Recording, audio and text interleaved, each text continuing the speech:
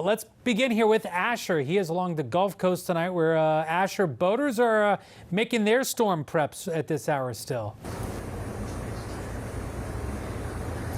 Greg, good evening. I was here covering Tropical Storm Nestor a few years ago, 2019. Completely different vibe this year. You just saw that truck behind me drive off. He's on his way to go pick up his boat now. It's been a busy afternoon at the Sea Hag Marina here in Steinhatchee. This is an area that is prone to flood during strong storms, but I can tell you for this storm, boaters and boat owners are taking this storm much more seriously. Tammy, Greg, Wildwood, typically an area that does not see a lot of flooding, so it is something that a lot of people here are monitoring, as are the wind conditions. And in fact, as the storm started shifting east earlier today, business owners and homeowners started to scramble.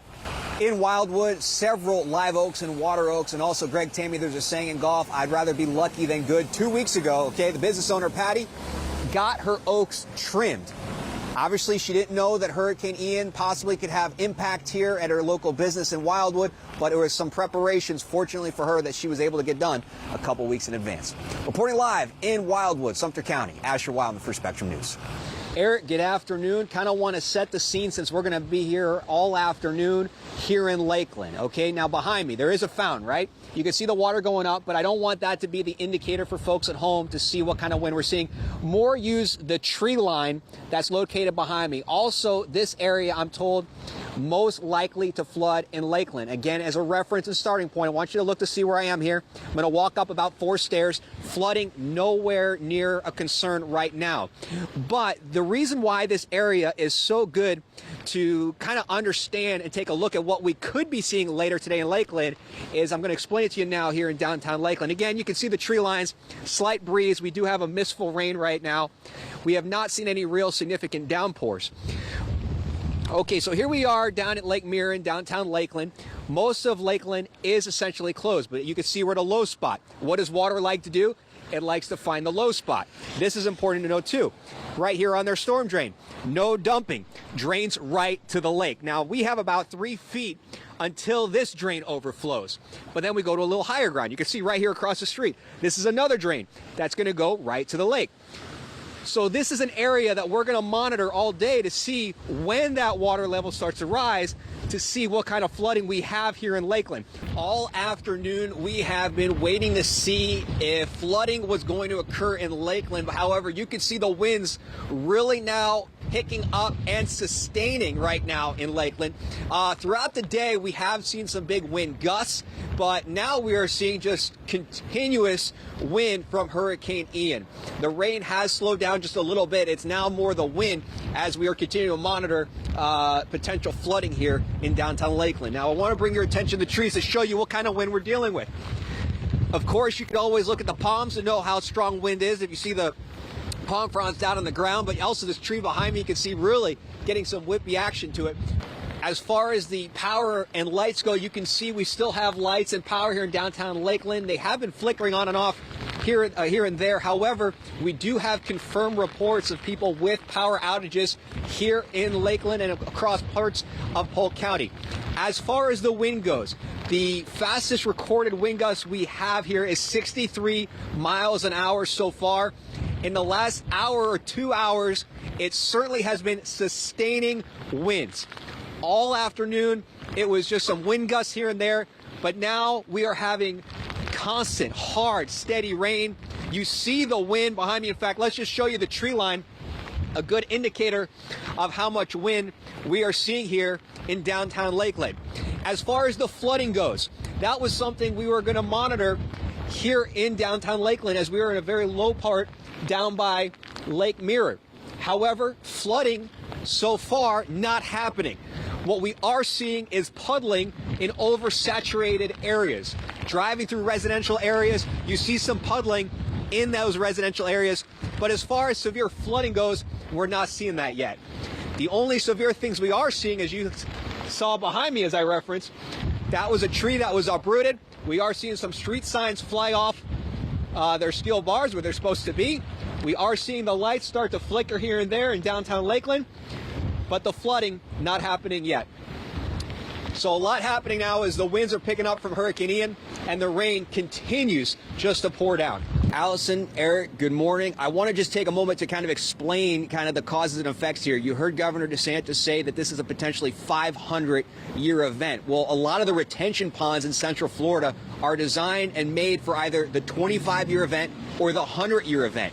But I want to also show you just kind of the impact of the high Little Wekiva River is having, okay? So behind me, this is actually not the Little Wekiva River. This is a creek and drainage area that flows into the river. The problem is, on the other side, that's one of those retention ponds. Well, guess what?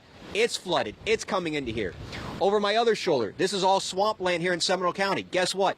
It's flooded. It's designed also to go down this path, down towards eventually the Little Wekiva River. We're painting over. So all this water now is in people's backyards, right?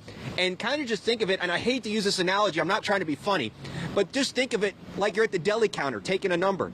Everybody is now in this situation waiting for that water to go down so that this water has a place to go. So that is why we're seeing elevated water levels. That's why we're seeing this flooding. It's because right now with the Little Wekiva River is so high, there's just nowhere for this water to go. And that's what people are hoping for, is the rain hopefully stops throughout the day and slows down. Reporting live in Seminole County, Asher Wildman for Spectrum News. There is a lot to go over here in the Springs Oak community located in Altamont Springs. Let's start with what's happening behind me. Obviously, you can see a lot of water. This is Little Wekiva River Road. Unfortunately, it is now part of the Little Wekiva River, which is located behind several of these homes here that are located behind me. Now, I also want my cameraman Ruben to zoom in. You can see there's an orange stake diagonally behind me. First off, these indicators with the red lights, just so you know too, this is just so people know where the road ends. But as for those stakes, those are 4-foot tall stakes indicating where the driveways for these homes are. Because what has happened is the Seminole County Sheriff's Office has come in with a boat, driving up that boat to people's front doors, yelling out loud, knocking on garage doors to see if anybody is in those homes. They have rescued several families already this morning and early afternoon, and we caught up with somebody who was rescued. As we continue to see flooding all across Central Florida, a lot of that water goes to the Little Wekiva River. In fact, I'm in Longwood here in Seminole County, where this water is coming from South Orlando. You could just see how much water coming into the Little Wekiva River. In fact, I was recently told that the river where we are at right now is up 8 feet since last night. And then, of course, let's just take you over here. You can just see how far this river and how wide it goes. And I can tell you this because I am familiar with the area. It is meandering way past its boundary or body, if you will, for where this Little Wekiva River goes. On an average day, the Little Wekiva River sees 836 million pounds of water go through it. Because of Hurricane Ian, right now, 4.4 billion pounds, not gallons, pounds of water going through the Little Wekiva River. And you're probably wondering, well, where does this river and water all go? It's heading north to Jacksonville, which then ends up in the Atlantic. Has a long ways to go, and as you know, there are several locations along the Little Wekiva River also seeing flooding, which means more water going into the river, and the water is just waiting its turn wherever it is so it can head up north to Jacksonville. Tammy, Eric, there's really no way to put it. It's been a very rough day for several here in Seminole County. Friends, neighbors, family. It's been brutal out here, and you can see I'm still standing in some flooded water along Seminole County, but I do want to show you why this is actually a good thing as I walk towards the camera, because you'll see on this property line that it is starting to recede the water line. I did speak to officials from Seminole County. They tell me that they do believe that the Little Wekiva River has crest, meaning that it's reached its high point and now it's starting to recede. And that is very good news, because there is a lot of water, as we have been reporting all throughout the day, that now needs a place to go. The water that the Little Wekiva River takes on, a lot of it comes from South Orlando, then it comes to Seminole County, and then it eventually works its way up north to Jacksonville before it spills into the Atlantic. What I can tell you is that this area now, this is not the Little Wekiva River.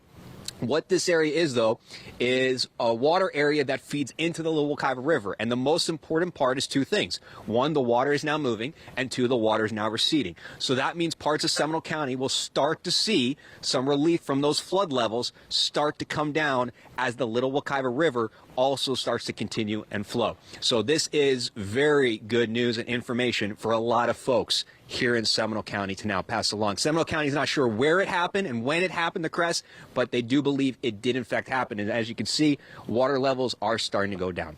Eric, to say we have seen a crazy amount of flooding would be an understatement. And speaking of crazy, gentlemen in this apartment complex behind me just found, I kid you not, an eel in the waters of his apartment complex, and we are inland here in Daytona Beach. But I want to just show you more about the flooding concerns in this residential part of Daytona Beach, right off the intersection of Orange Avenue and Nova Road, okay?